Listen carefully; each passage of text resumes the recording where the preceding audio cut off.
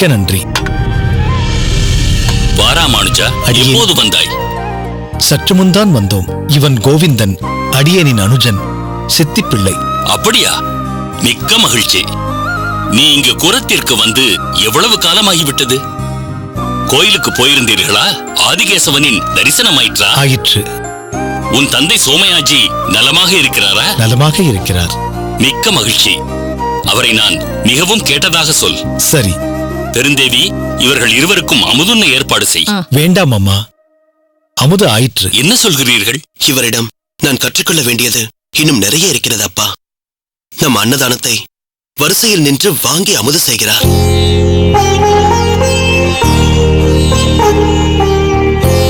வேண்டாம், அகத்திற்கு வாருங்கள், அங்கே அமுது செய்யலாம். இது எளியோர்களுக்கு கொடுக்கும் பிரசாதம் என்றால் நான் எளியோனுக்கெல்லாம் எளியோன் என்கிறார். கோவிந்தனும் அண்ணனின் அடியொற்றி நடப்பவர் அப்பா. அண்ணனின் வார்த்தையை மீறி ஒரு காரியமும் செய்ய விரும்புவதில்லை.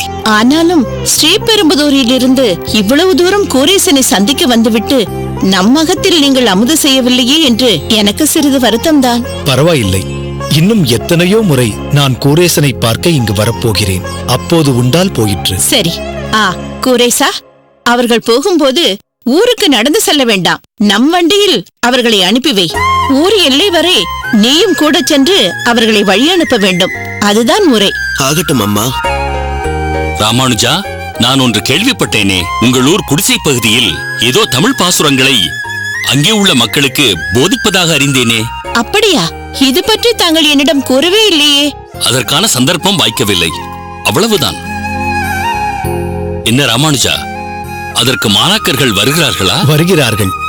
பாசுரங்களை கற்றுக்கொள்வதிலும் அதன் அர்த்தங்களை தெரிந்து கொள்வதிலும் நிரம்ப ஆர்வம் காட்டுகிறார்கள். அவர்களுக்கு இதிலெல்லாம் ஆர்வம் இருக்காதோ என்று நாம் தான் இத்தனை காலம் ஒதுங்கி இருந்தோமோ என்று தோன்றுகிறது. இருக்கலாம். யாராவது முயற்சி எடுத்து பார்த்தால்தானே தெரியும். உன் முயற்சி பலனளித்திருக்கிறது. என்ன கோவிந்தா, நீயும் அண்ணனுடன் வகுப்பிற்கு போவாயா? தவறாமல் போவேன். சில நேரங்களில் என்னை பாசுரம் போதிக்க சொல்லிவிட்டு அதை கவனித்துக் கொண்டிருப்பார். இந்த முறை மார்கழி மாதம் விடியற்காலை ஆண்டாளின் திருப்பாவையை குடிசை பகுதியில் அப்பகுதி மாணவர்களுடன் சேர்ந்து நாம சங்கீர்த்தனம் செய்வதாக இருக்கிறோம். நல்ல யோசனை. கோரேசா, நாம் நம் தமிழ் மறையான இப்பாசுரங்களை இங்கே கூரத்திலும் கற்றுக் கொடுத்தால் என்ன? கற்றுக் கொடுக்கலாம். ஆனால் அதற்கு தங்களை போன்ற நல்ல ஆசான்கள் இங்கு இல்லையே. அது பற்றி கவலை கொள்ள வேண்டாம். இந்த தமிழ் பாசுரங்களையும் அதன் மகத்துவத்தையும் மக்களை அறிய வைக்க வேண்டியதே என் தலையாய பணியாக நினைக்கிறேன். இதற்காக மாதத்திற்கு இருமுறை நானோ கோவிந்தனோ அல்லது இருவருமோ இங்கு வர தயாராக இருக்கின்றோம். உனக்கும் தமிழ் பாசுரத்தை பாடமாக எடுக்கும் நுணுக்கத்தை கற்றுத் தருகிறேன். பிறகு யாருடைய துணையும் இல்லாமல் நீயே பாசுர வகுப்பை எடுக்கலாம். ஆஹா, இந்த சிறு வயதிலேயே இது எப்பேற்பட்ட அர்ப்பணிப்பு! குரேசா, ராமானுஜனை நீ நண்பனாக பெற்றது நீ பெற்ற பெரும் பாக்கியம். ராமானுஜனை நீ உறுதியாக பற்றிக்கொள். அவனிடமிருந்து நற்பண்புகளையும் சத் விஷயங்களையும் இன்னும் நன்றாக கற்றுக்கொள். அவன் சொன்னது போல் இங்கும் பாசுர வகுப்பு துவங்க ஆவண செய். நிச்சயம் செய்கிறேன் அப்பா. ராமானுஜா, கோவிந்தா, நீங்கள் எங்கள் அகத்திற்கு வந்தது எங்களுக்கு மிகவும் மகிழ்ச்சி. கூரத்தில் பாசுர வகுப்பு நடத்த ஏற்பாடு செய்யுங்கள். பாசுர வகுப்புக்காக இல்லை என்றாலும் அவ்வப்போது இங்கு வந்து செல்லுங்கள். நிச்சயம் வருகிறேன் சுவாமி. சரி, நீங்கள் பேசிக் கொண்டிருங்கள். இப்போது உடனே புறப்பட வேண்டாம். சற்று வெயில் தாழ்ந்த பின் புறப்படலாம். சரி. குரேசா, நான் சொன்னது நினைவில் இருக்கிறதா? நன்றாக நினைவிருக்கிறது அம்மா. அவர்களை வண்டியிலேயே அனுப்பி வைக்கிறேன். நீ கவலைப்படாதே பெருந்தேவி. அவையெல்லாம் கூரேசன் செவ்வனவே செய்வான். நீ வா. சரி, வாருங்கள். நாம் அடியனின் அறைக்கு சென்று சற்று ஓய்வெடுத்துக் கொள்வோம். அப்படியே சில ஸ்லோகங்களுக்கு அடியனுக்கு விளக்கம் தேவைப்படுகிறது.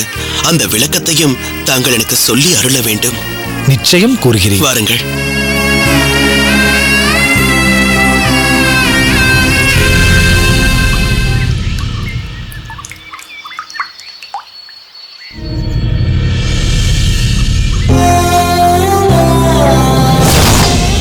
தங்கள் பிள்ளையாண்டான் ராமானுஜனை நம் மடத்திற்கு தர வேண்டும். அவர் ஆழ்மனதில் ராமானுஜனை பற்றி உயர்ந்ததான ஒரு அபிப்பிராயம் வைத்திருக்கிறார்.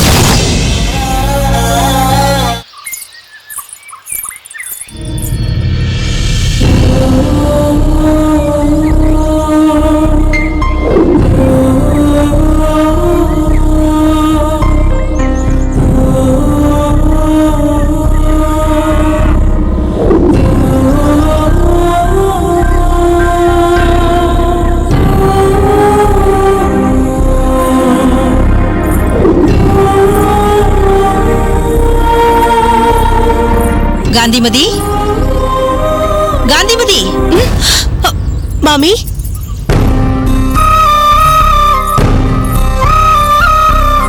இன்று சீக்கிரம் வந்து விட்டாய் போல் இருக்கிறது. துணிகளை எல்லாம் துவைத்து உலர்த்தி விட்டாயே? ஆமாம். ஆமாம், குடம் காலியாக இருக்கிறதே. ஆற்றில் ஜலம் எடுக்கவில்லையா? எடுக்க வேண்டும்.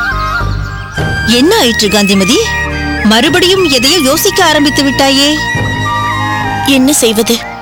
ஏதாவது ஒரு வழியில் பிரச்சனைகள் வந்து கொண்டே இருக்கின்றனவே. இப்போது என்ன பிரச்சனை புதிதாய் முளைத்திருக்கிறது? பழைய பிரச்சனையே தான். சற்று அடங்கி இருந்தால் போல் இருந்தது. மீண்டும் வேறொரு ரூபத்தில் வந்திருக்கிறது. எது? ராமானுஜனை பற்றியதா? ஆமாம். ஸ்ரீரங்கம் மடத்திலிருந்து என் அண்ணாவுக்கு ரொம்பவும் வேண்டியவர்கள் இருவர் வந்திருந்தனர்.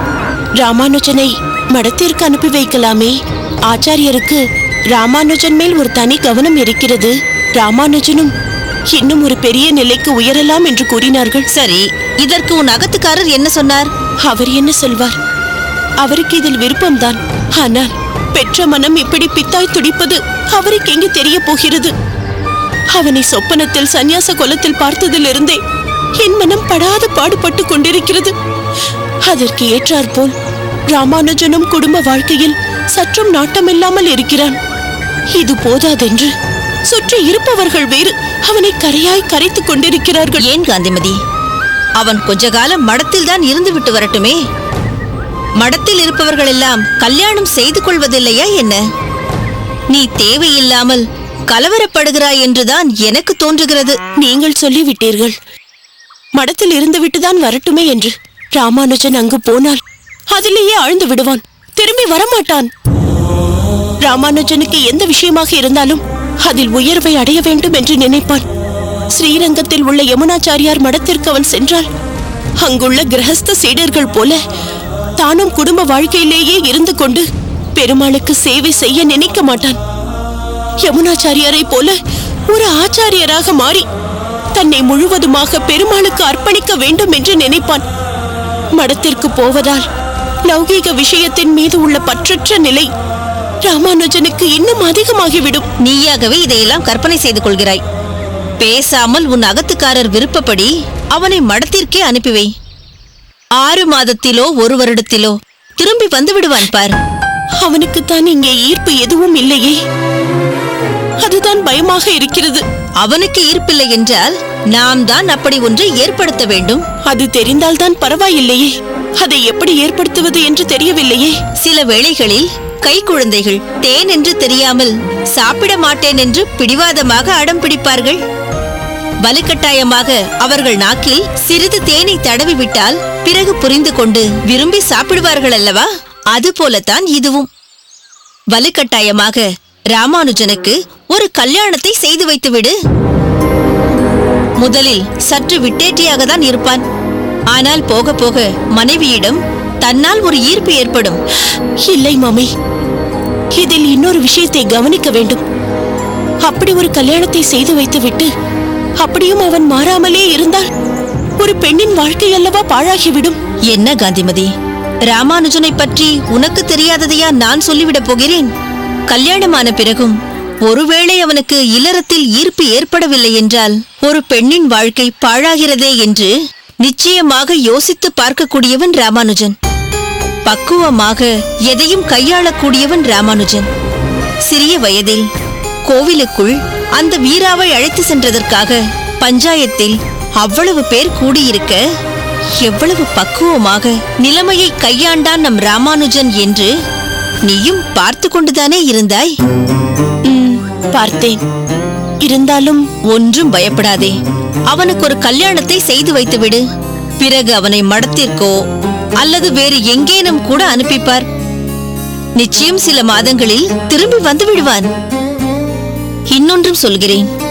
அன்று பார்த்த கனவை பற்றியும் பாட்டி தன் மச்சனர் பிள்ளையை பற்றி சொன்னதையும் மனதில் போட்டு குழப்பிக் கொள்ளாதே. முயற்சி செய்கிறேன். ஆனால் இந்த பிரச்சனைக்கு ஒரு தீர்வு வேண்டும் என்றால் வேறு வழி இல்லை. நீங்கள் சொல்வதைத்தான் கடைசியாக செய்து பார்க்க வேண்டும் போலிருக்கிறது. எனக்கு தெரிந்து நிச்சயம் இதுதான் பலன் தரக்கூடிய வழி. தாய்க்கு பின் தாரம் என்று தானே சொல்லியிருக்கிறார்கள். நடைமுறையிலேயே பாரேன். ஆண்கள் அம்மாவின் தழுகைக்கு பின் அகமுடையாளின் தழுகையைத்தானே விரும்பி சாப்பிடுவார்கள். அம்மாவின் பேச்சிற்கு பிறகு அகத்துக்காரியின் பேச்சிற்கு மட்டும்தான் மதிப்பு கொடுப்பார்கள். சரி மாமி, என் குழப்பம் சற்று தெளிந்தாற்போல் தோன்றுகிறது. பார்க்கலாம். நீங்கள் சொன்னதை நானும் முயற்சி செய்து பார்க்கிறேன். பிறகு பெருமாள் விட்ட வழி. பிறகு என்ன? பெருமாள் மீது பாரத்தை போட்டுவிட்டு காரியத்தில் இறங்கு. எல்லாம் நல்லபடியாக நடக்கும். வா, நான் துணிகளை துவைக்கிறேன். நீ குடத்தில் ஜலத்தை எடுத்துக்கொள்.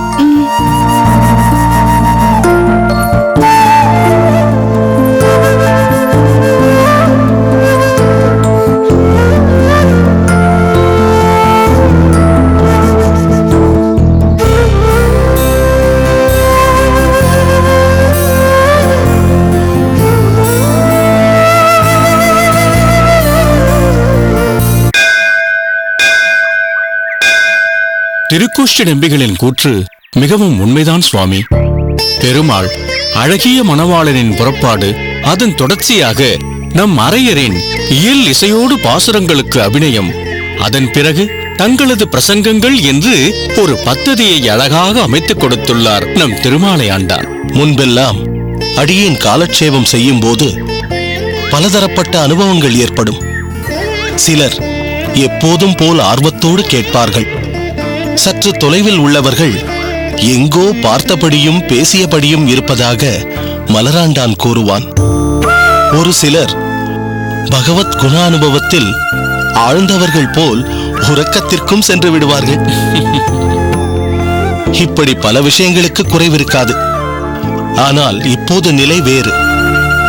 கலையையும் பண்பாட்டையும் ரசிப்பவர்களாகவும் அரங்கனின் பேரருட்கருணையை விரும்புபவர்களாகவும் கலையாமல் இருந்து கருத்துக்களை கேட்பவர்களாகவும், அவ்வளவு ஏன் அதற்கும் மேல் அடியேனின் காலட்சேபத்திற்கு இடையே பல சந்தேகங்களை கேள்விகளாக கேட்டு தெளிவு பெற்றவுடன் களிப்புடன் இருப்பதைக் கண்டு அடியேன் பரவசமடைந்தேன். இப்படி அடுத்தடுத்த வைபவங்களை வரிசையாக முறையாக அமைத்துக் கொடுத்ததில் திருமாலையாண்டானின் பங்கு மிக முக்கியம் சுவாமி. அடியேனின் பங்கால் ஒரு சிறப்பு ஏற்பட்டதென்றால் அதற்கு நம் ஆச்சாரியாரின் பேரருளே காரணம். அதில் ஏதேனும் குறை இருப்பின் அதற்கு இந்த அடியேனின் அறியாமையே காரணம். பார்த்தாயா திருக்கோஷ்டி, இவன் எப்படி பேசுகிறான் என்று? இந்த திருமாலையாண்டான் அடியேனிடம் வந்து புகுவதற்கு முன்பே அழகர் பெருமாள் வாமனனாய் இவன் உள்ளம் புகுந்திருக்கிறான். பிறகு அவன் திருவிக்கிரமனாய் வளர்ந்து இவன் பேச்சில் விஸ்வரூபம் எடுக்கின்றான். இதற்கும் தங்களின் கருணையே காரணம் சுவாமி. முதலாய் திருமாலிருஞ்சொலை கோயிலில் பொறுப்பெடுத்துக் கொண்ட போது ஏதும் விளங்காமல் தத்தளித்துக் கொண்டிருந்தேன்.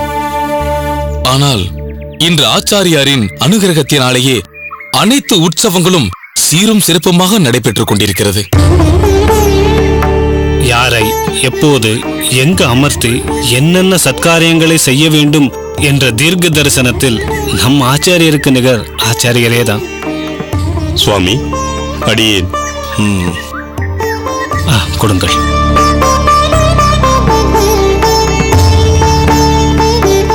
பெருமாளின் அருள் பூரணமாக கிட்டட்டும்.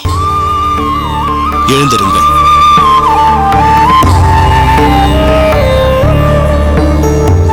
திருமலை பிரசாதம் சுவாமி.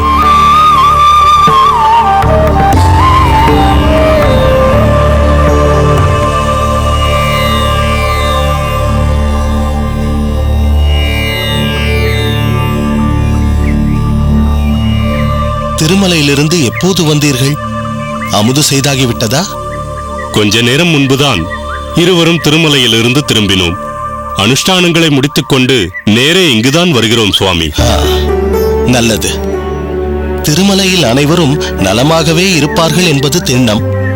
காரணம், குறையொன்றும் இல்லாத கோவிந்தன் வசிக்கும் இடம் அது. வேங்கடவனையும் மற்றும் உள்ள எம்பெருமான்களையும் நன்கு சேவித்து வந்தீர்களா? நன்கு சேவித்து வந்தோம் சுவாமி.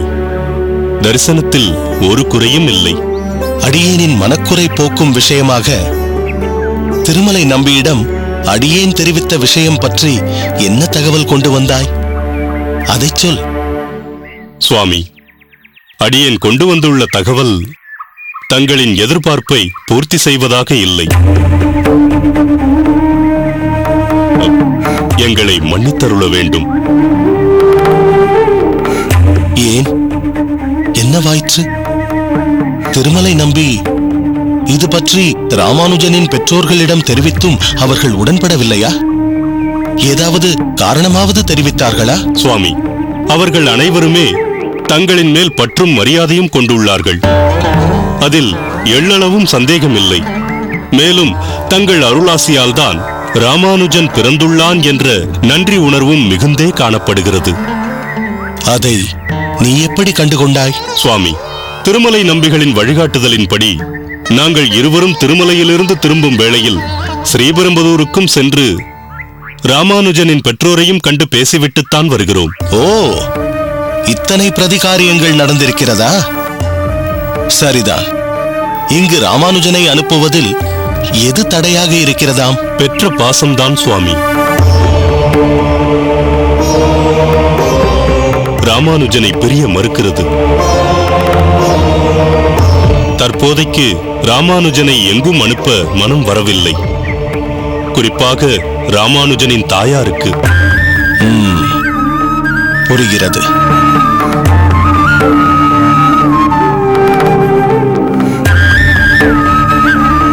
கர்ம பந்தத்தின் வலிமை அப்படி. மனஏவ மனுஷ்யானா காரணம் பந்த மோக்ஷியோகு.